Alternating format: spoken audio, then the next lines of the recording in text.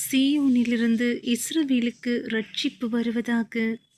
கர்த்தர் தம்முடைய ஜனத்தின் சிறையிருப்பை திருப்பும்போது யாக்கோபுக்கு களிப்பும் இஸ்ரவேலுக்கு மகிழ்ச்சியும் உண்டாகும்.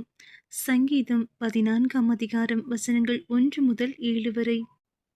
தேவன் இல்லை என்று மதிகெட்டவன் தன் இருதயத்தில் சொல்லிக் கொள்ளுகிறான். அவர்கள் தங்களை கெடுத்து அருவருப்பான கிரியைகளை செய்து வருகிறார்கள். நன்மை செய்கிறவன் ஒருவனும் இல்லை. தேவனை தேடுகிற உணர்வுள்ளவன் உண்டோ என்று பார்க்க கர்த்தர் பரலோகத்திலிருந்து மனுபுத்திரரை கண்ணோக்கினார். எல்லாரும் வழி விலகி ஏகமாய் கெட்டு போனார்கள். நன்மை செய்கிறவன் இல்லை, ஒருவனாகிலும் இல்லை. அக்கிரமக்காரரில் ஒருவனுக்கும் அறிவு இல்லையோ?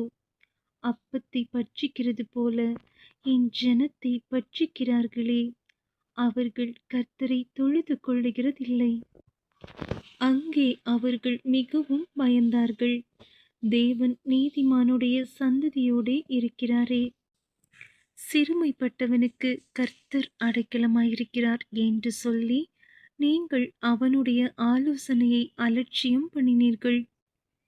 சீயோனிலிருந்து இஸ்ரவேலுக்கு இரட்சிப்பு வருவதாக.